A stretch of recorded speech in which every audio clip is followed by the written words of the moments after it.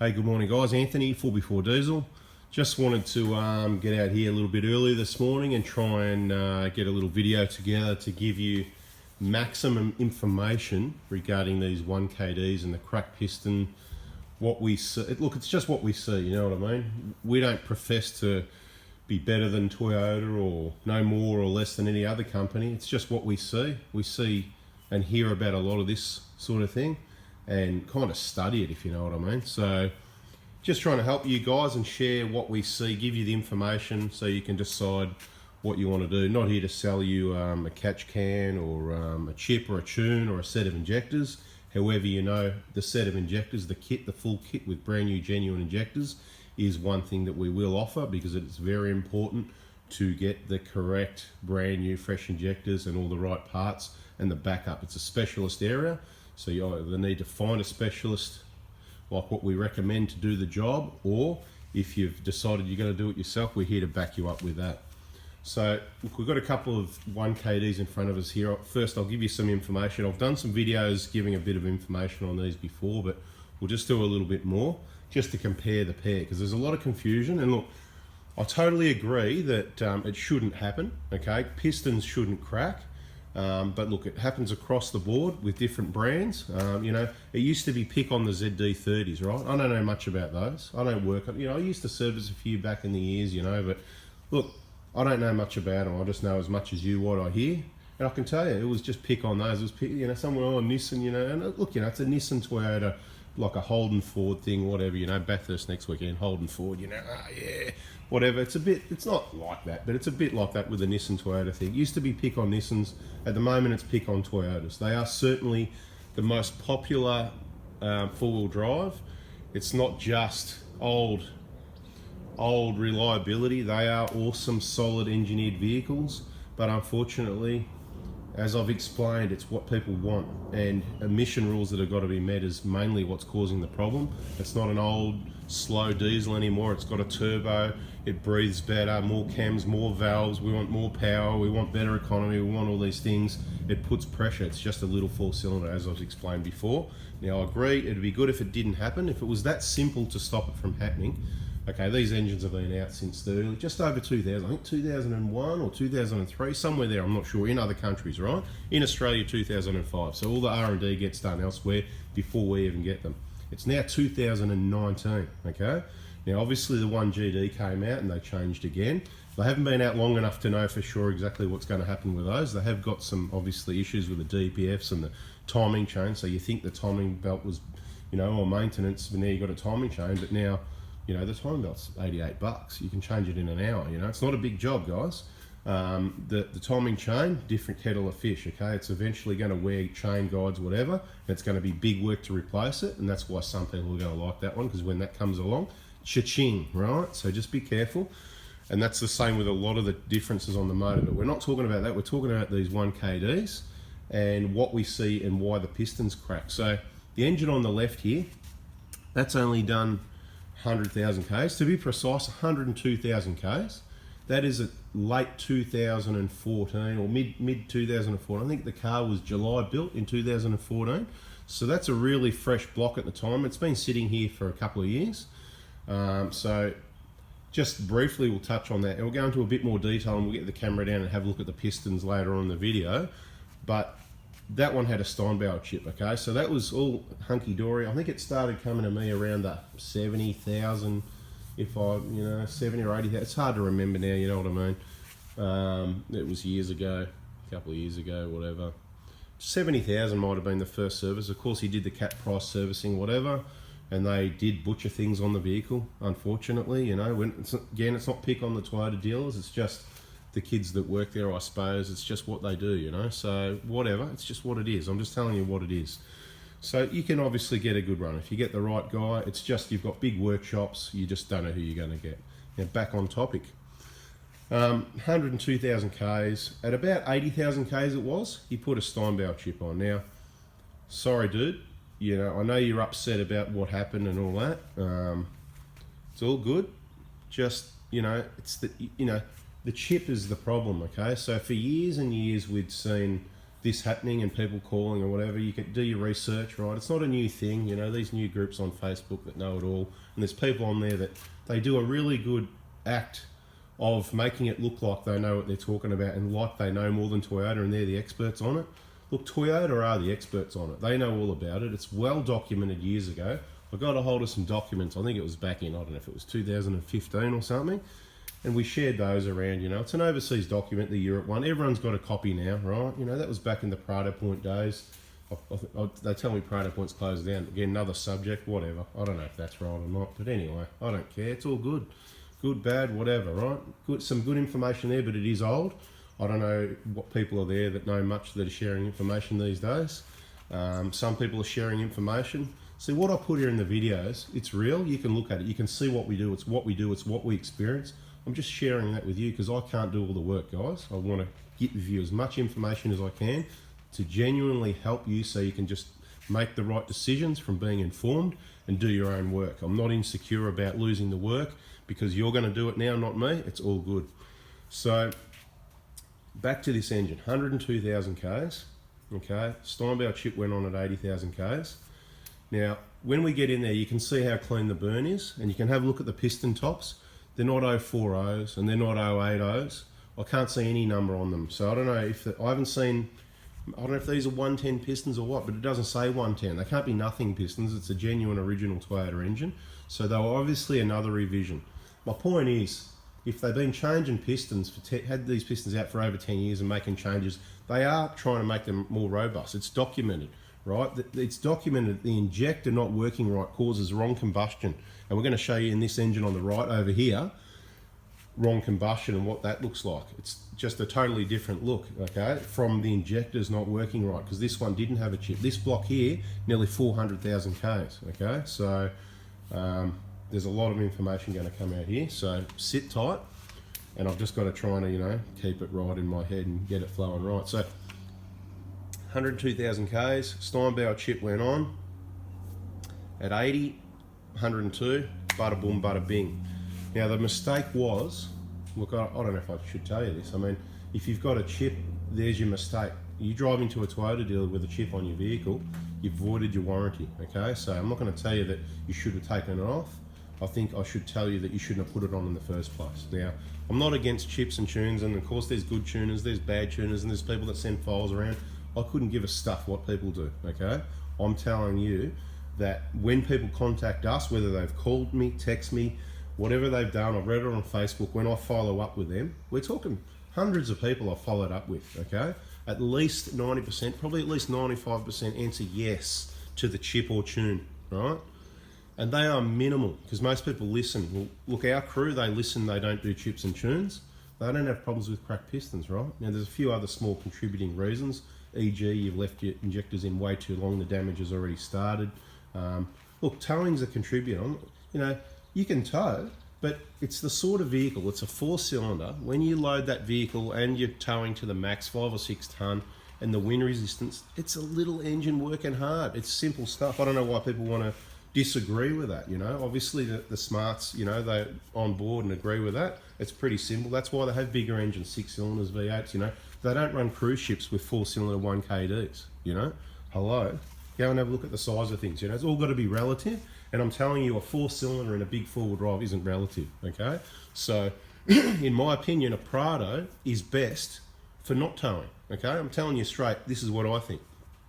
If you want to take the boat down the boat ramp at the weekend, things like that, no problem. If you want to go on a trip an hour or two away, yeah, not a problem usually. But if you're going to do big trips, hauling a massive caravan that's even heavier than you think around Australia on a regular basis, or maybe just once, that's going to be a big contributor. Now, your biggest contributor that you probably don't know about, well, you should know, the contamination thing can happen different ways.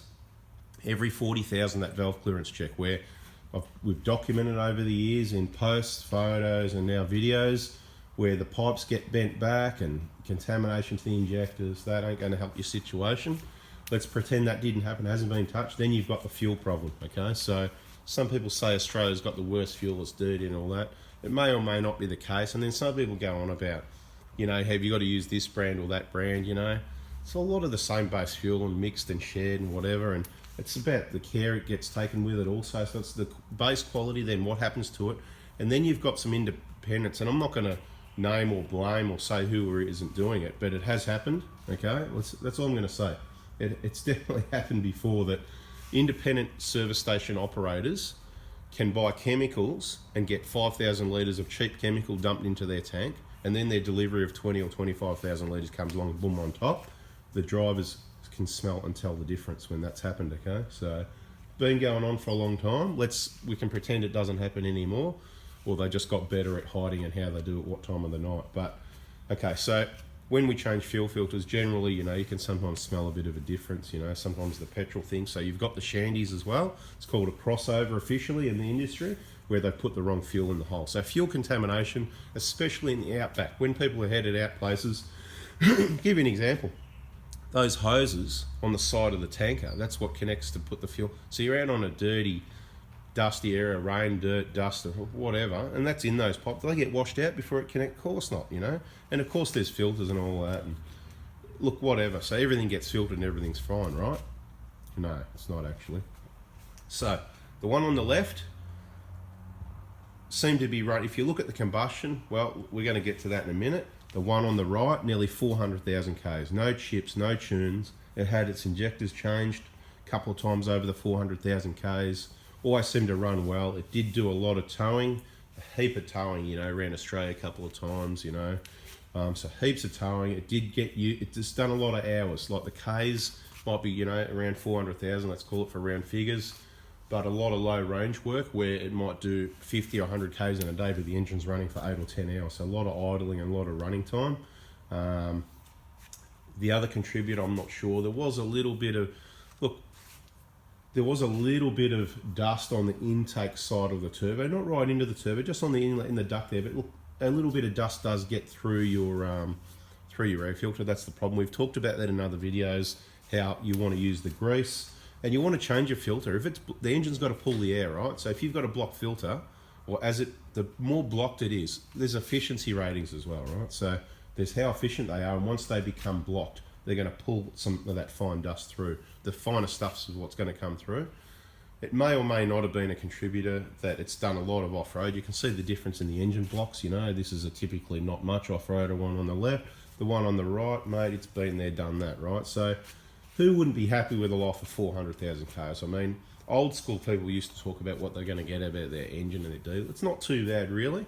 What's disappointing about it is we see the health of these. We see cars come in at over 400,000 Ks, running like shaft cutters on 3 and or probably 1.857 cylinders. But anyway, running really badly on 2.5 cylinders and these sorts of things. Cake intakes, flogging, original injectors, right? People are coming in with 20 grand to spend, expect they need a new engine. Right, and we've got to get those engine cranes over there into action and do a big job. And we generally say we don't do engines because, look, I'm too expensive. It costs money to do it right. I'd rather do the right thing and hook you up with another workshop who can do the job right, or we believe they can. We're not doing the work, but they do it cheaper. So, let's say they're more efficient. That's what they do, right? We don't specialise in changing engines. Of course, we could been there, done that. We can do that. But it's gonna be more expensive. So if you're really super duper fussy and you're like, no, I want you to do it, then it can happen. But you're gonna need to allow time.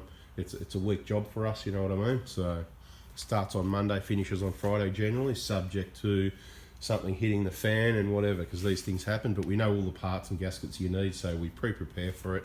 Make sure we've got all the parts in the engine here. And the only way we do it is with a new long motor. For these reasons. So we've been in the automotive industry over 20 years, getting close to 30. I think I mentioned the other day, I started my apprenticeship, I think it was in 1992, as a motor vehicle mechanic. So not a diesel specialist, okay? So a motor mechanic, that includes diesels, it's cars. So it's not heavy machinery, it's not specialising in diesels, but it's everything on a motor vehicle, including petrol and diesel engines, okay? It fully includes diesel engines, okay? Small block diesel engines. So been around a while. We've been specialising in these for a while. So look, let's get down there and have a look at these pistons and see what they look like, so you can wonder why something's gone wrong here. So this is the one on the left, right? Just to be clear, right?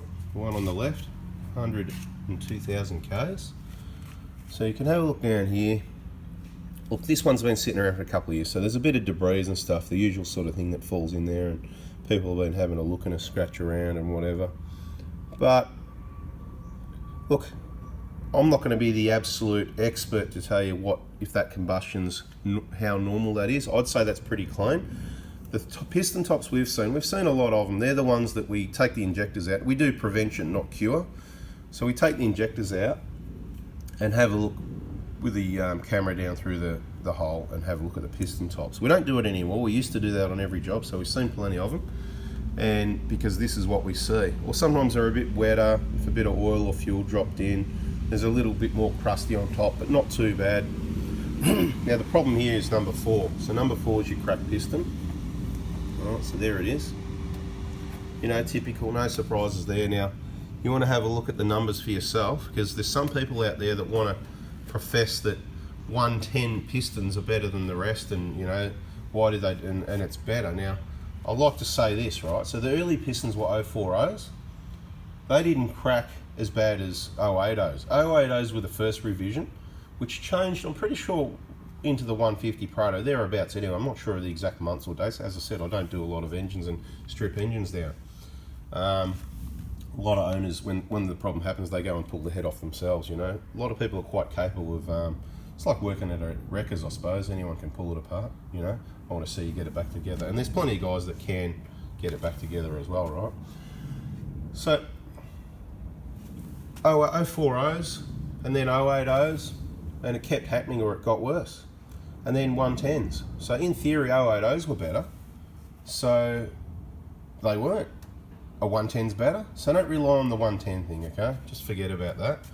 And then tell me, these are not 080s or 110s. Now there's a number here. I've given it a rub and a clean. You can see the other crack there too. So you can see a crack that way.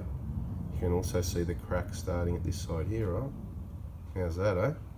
So that tells you it's combustion, big combustion issue. What about the other side? Hard to see. Look, I'll let you read those numbers and make up your own mind if you can see 080 or 040, because I can't see it anywhere. I've looked at this a number of times. It's got a number 2 or something on it. You can see there, I don't know why, on the top of the block, it's got a number 2, but anyway. All right, number 2 on the piston as well, right? Probably just the orientation, which way they go. Again, I said I don't build engines.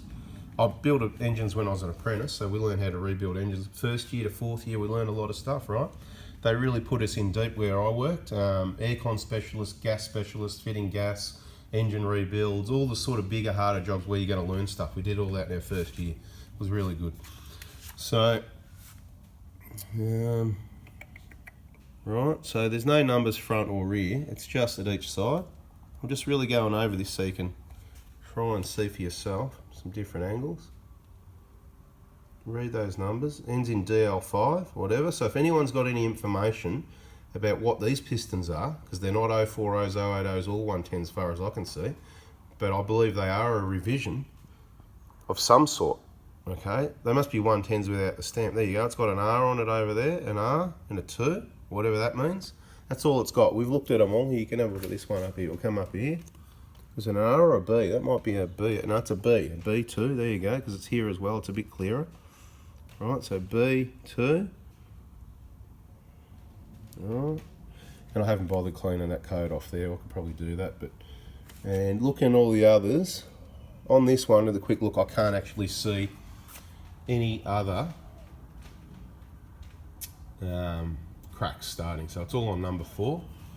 It's quite common on number 4 and 3, probably to do with the carbon thing, alright? So you've got the EGR system and the carbon coming in. Not ideal. That's why I think, you know, you want to get rid of it. It's for a lot of reasons that you get rid of it, but there's also a good reason to keep it, and that's to meet emissions, okay? So you've really got to think about what you do and what your choice is, how you do it. Let's have a look at this head now. I've just given it a really quick wipe down, okay? Just so you can have a look and see sort of how clean it is or isn't, so we can compare to the next one. So in this vehicle, it would have had full DLC injectors.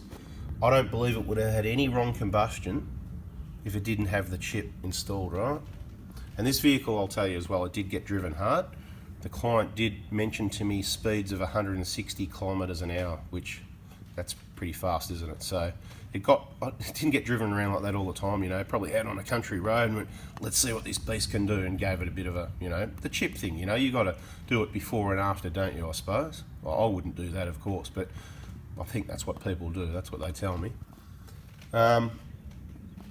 Just have a look at that combustion and what it looks like. All right.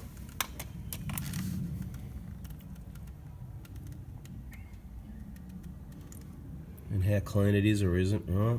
So I believe these injectors would have been sweet, all except for the chip, right? Looks pretty good to me, okay? That's the part that doesn't look good. I'm just going to take a break for a minute and then we'll go to the other engine and have a look what's going on there. Alright guys, sorry about the interruption, just had to book in another vehicle, 2008 with 240,000 Ks. It's going to be injectors, intake clean, suction control valve. It'll be running like a new car, that's what we do. Basically, so with this one, like I said, awesome news to know that 110s are in by at least July 2014 in engines in Australia. How good's that, guys? Good to know. But there was a chip, so that's the spanner in the works. So if we were to see one of these without a chip, we'd be going, I don't know how any diesel engine, look, Toyota are good, okay? That's a big, successful organisation. They make good stuff. Their engineering is awesome, right?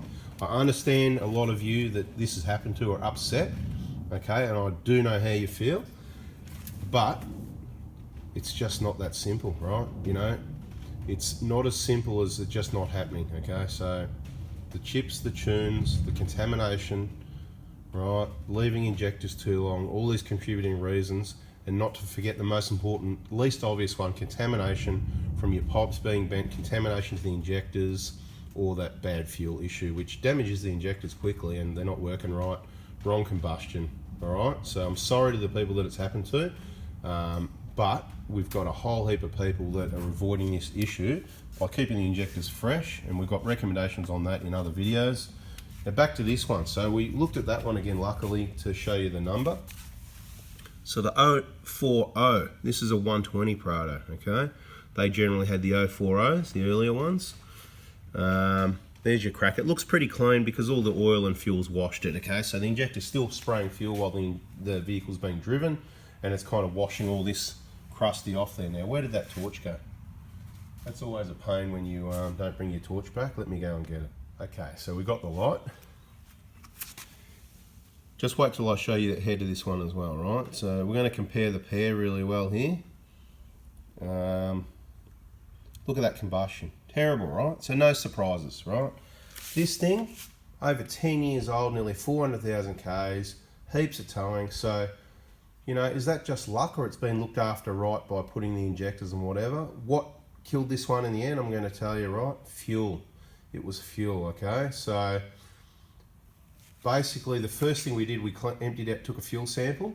The smell of the fuel, we originally thought it smelt like unleaded, but I think that was our brain playing tricks on us. It was just that different smell, because sometimes we do find fuel filters that smell like unleaded because they got a bit of unleaded. So it does happen, the contamination, the fuel mix-up thing. So beware of that. You can't blame the engine or the fuel system for that. It is a very fine fuel system that if these things happen, it can easily cause issues, unfortunately. So it smelt like we originally thought it was unleaded. It got sent away and tested, came back contamination. Apparently had a small amount of water and dirt debris in it as well, so not good fuel. And they didn't do extensive testing. There's a couple of different levels of testing.